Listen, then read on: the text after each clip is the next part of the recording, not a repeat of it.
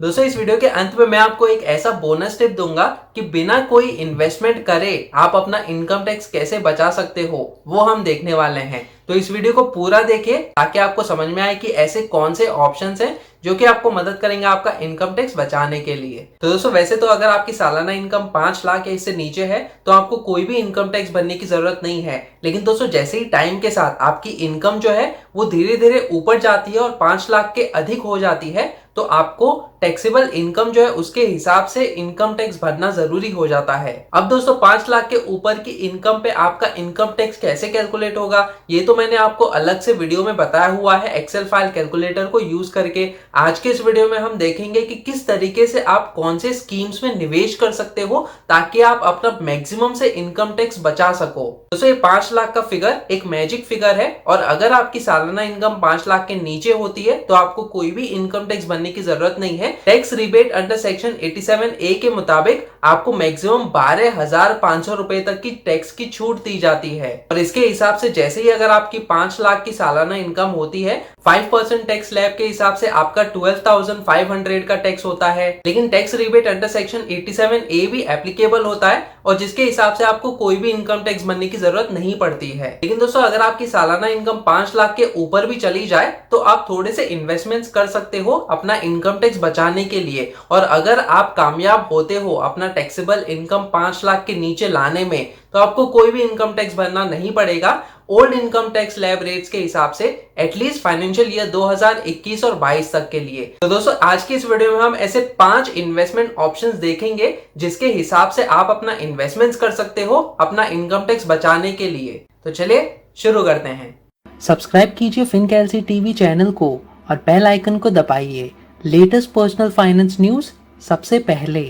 दोस्तों आप मेरा फ्री एंड्रॉइड ऐप फिनकैलसी डाउनलोड कर सकते हो प्ले स्टोर से जो कि आपको मदद करेगा आपका इनकम टैक्स कैलकुलेट करने के लिए। इनकम टैक्स के अलावा इसमें बहुत सारी इंडियन सेविंग स्कीम्स की कैलकुलेटर्स भी अवेलेबल हैं। ये ऐप एब्सोल्युटली फ्री है और प्ले स्टोर पे ऑलरेडी अवेलेबल है। इसका लिंक मैंने डिस्क्रिप्शन सेक्शन में दिया हुआ है तो इस वीडियो को देखने के बाद आप वो ऐप को डाउनलोड करके अपना इनकम टैक्स कैलकुलेट कर सकते हो। दोस्तों सबसे पहला इन्वेस्टमेंट ऑप्शन है सेक्शन 80C जिसमें आपका प्रोविडेंट फंड आता है, public provident fund, life insurance, 5 year fix deposits, equity linked saving schemes का जो म्यूचुअल फंड्स हैं वो भी इसमें आते हैं। दोस्तों इन सारे स्कीम्स के मैंने अलग अलग वीडियोस ऑलरेडी बनाए हुए हैं जैसे कि आपके प्रोविडेंट फंड में आपका इंटरेस्ट कैसे कैलकुलेट होता है और कितना कंट्रीब्यूशन हो सकता है अगर आप एक सैलरीड एम्प्लॉय हो। इसके अलावा पीपीएफ यानी कि पब्लिक प्रोविडेंट फंड में आप आसानी से इन्वेस्ट कर सकते हो 1.5 लाख रुपए तक और पूरा का पूरा जो अमाउंट है वो क्लेम कर सकते हो एज अ डिडक्शन अपना टैक्सेबल इनकम कम करने के लिए, जिसके हिसाब से आप अपना इनकम टैक्स बचा सकते हो। इसके लिए भी मैंने अलग से वीडियो बनाया हुआ है। इसके अलावा लाइफ इंश्योरेंस पॉलिसी जो आप खरीदते हो दोस्तों उसका जो प्रीमियम अमाउंट है वो भी आप क्लेम कर सकते हो as a deduction under section 80C।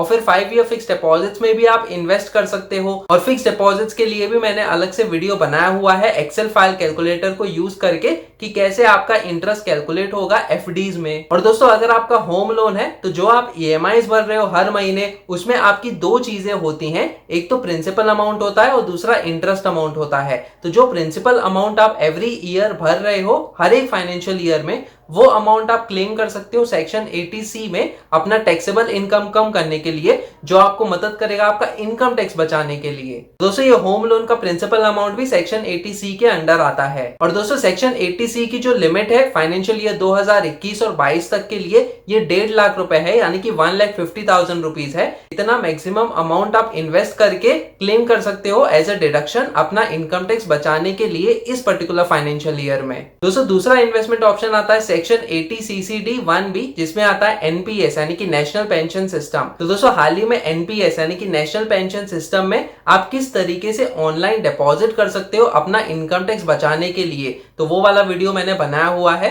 दोस्तों इस सेक्शन में आपको मैक्सिमम 50,000 रुपए यानी कि 50,000 रुपीज तक आप क्लेम कर सकते हो एज अ डिडक्शन अपना इनकम टैक्स बचाने के लिए। तो एनपीएस में आप किस तरीके से डिपॉजिट कर सकते हो ऑनलाइन वो वाला वीडियो आप देख सकते हो जिसका लिंक मैंने डिस्क्रिप्शन सेक्शन में दिया हुआ है। अब दोस्तों तीसरा इन्वेस्टमेंट ऑप्शन है मेडिकल इंश्योरेंस जो कि बिलोंग करता है सेक्शन डी को। तो दोस्तों यहाँ पे भी मैक्सिमम आप 50,000 रुपए तक एज अ डिडक्शन क्लेम कर सकते हो। आप अपना मेडिकल इंश्योरेंस ले सकते हो। इसके अलावा आप अपने पेरेंट्स का भी मेडिकल इंश्योरेंस लेकर जो मैक्सिमम डिडक्शन आप क्लेम कर सकते हो वो है 50,000 रुपए सेक्शन 80D में मेडिकल इंश्योरेंस के नाम पे। और एक इन्वेस्टमेंट ऑप्शन है दोस्तों, अगर आपने होम लोन लिया हुआ है तो होम लोन का जो इंटरेस्ट अमाउंट आप पे कर रहे हो वो भी एज अ डिडक्शन आप क्लेम कर सकते हो सेक्शन 24 में। और दोस्तों इसकी जो लिमिट है वो है 2 लाख रुपए फाइनेंशियल ईयर 2021 और 22 के लिए। आगे आने वाले फ्यूचर में इनकी लिमिट्स के साथ क्या किया जाएगा वो हम आगे आने वाले वीडियोस में देखेंगे।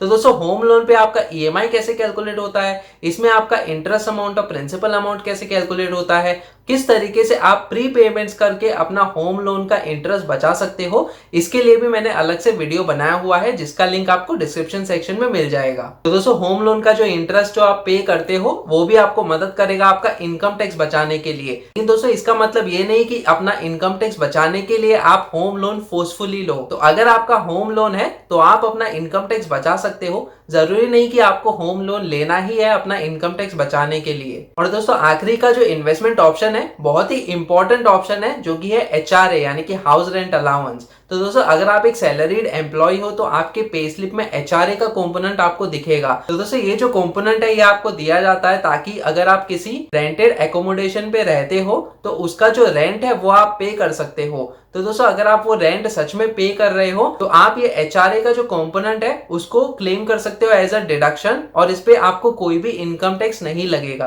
तो दोस्तों आपकी जो रेंट रिसीट्स होती है एक पर्टिकुलर फाइनेंशियल ईयर के लिए वो आप अपने एम्प्लॉयर को सबमिट कर सकते हो और इसी के हिसाब से आपके जो भी पे स्लिप में HRA का कंपोनेंट एज अ अमाउंट आपको मिलता है वो आप एज अ डिडक्शन क्लेम कर सकते हो। लेकिन दोस्तों इसका भी एक अलग से कैलकुलेशन होता है, इसके लिए मैंने अलग से वीडियो बनाया हुआ है एक्सेल फाइल कैलकुलेटर को यूज करके, तो आप वो वाला वीडियो भी देख सकते हो HRA कैलकुलेटर वाला। तो उस हिसाब से आपका जो हाउस रेंट अलाउंस है वो कैलकुलेट होगा और उतना अमाउंट आप एज अ डिडक्शन क्लेम कर सकते हो अपना इनकम टैक्स बचाने के लिए। दोस्तों अगर आप एक सैलरीड एम्प्लॉय नहीं हो यानी कि अगर आप बिजनेसमैन हो और आपका कोई भी HRA कंपोनेंट नहीं है दिखाने के लिए, फिर भी आप 60,000 रुपए तक एज अ HRA क्लेम कर सकते हो एक पर्टिकुलर फाइनेंशियल ईयर में अपना इनकम टैक्स रिटर्न फाइल करते समय। अब दोस्तों टाइम आता है बोनस टिप का। तो दोस्तों आप क्या कर सकते हो कि अगर आप किसी रेंटेड एकोमोडेशन में नहीं रहते लेकिन अपने पेरेंट्स के साथ रहते हो तो आप अपने पेरेंट के अकाउंट पे जिनके नाम पे आपका जो घर है जिसमें आप रहते हो उनके नाम पे है, उनके अकाउंट में आप हर महीने एज अ रेंट जो है वो ट्रांसफर कर सकते हो डिपॉजिट्स, और इसको हम कंसिडर कर सकते हैं एज रेंट डिपॉजिट्स। और इसी अमाउंट को यूज करके हम अपना HRA कैलकुलेट कर सकते हैं और क्लेम कर सकते हैं। और दोस्तों इस हिसाब से आपका जो रेंट का डिपॉजिट है वो आपकी फैमिली में ही रहेगा और आप अपना इनकम टैक्स भी बचा पाओगे। लेकिन दोस्तों इंपॉर्टेंट चीज यहाँ पे ये है कि आपके अकाउंट से आपके पेरेंट के अकाउंट में जो डिपॉजिट होता है हर महीने उसका ऑनलाइन ट्रांजैक्शन होना जरूरी है। और दूसरी चीज उनके अकाउंट में ट्रांसफर होना चाहिए जिनके नाम पे वो प्रॉपर्टी है जिसमें आप रहते हो। दोस्तों जैसे कि मैंने आपको वीडियो के शुरू में कहा, आप मेरा free Android app FinCalc download कर सकते हो प्ले स्टोर से, जो कि आपको मदद करेगा आपका इनकम टैक्स कैलकुलेट करने के लिए। इस ऐप का लिंक मैंने डिस्क्रिप्शन सेक्शन में दिया हुआ है। दोस्तों ये तो रहे 5 तरीके जो कि बहुत ही पॉपुलर है इंडिया में अपना इनकम टैक्स बचाने के लिए। आपका फेवरेट इन्वेस्टमेंट ऑप्शन कौन सा है कमेंट करके मुझे बताएं। दोस्तों इस वीडियो को लाइक नहीं किया तो प्लीज इस वीडियो को लाइक कीजिए, शेयर कीजिए अपने दोस्तों के साथ। अगर आप इस चैनल पे नए हो तो सब्सक्राइब कीजिए मेरे यूट्यूब चैनल FinCalc TV को। सब्सक्राइब करते समय बेल आइकन को दबाना मत भूलेगा ताकि आगे आने वाली ऐसी वीडियोस आप देख सकें। फिर मिलेंगे किसी और पर्सनल फाइनेंस रिलेटेड टॉपिक को लेकर, तब तक के लिए आप ये वाले वीडियोस देखो।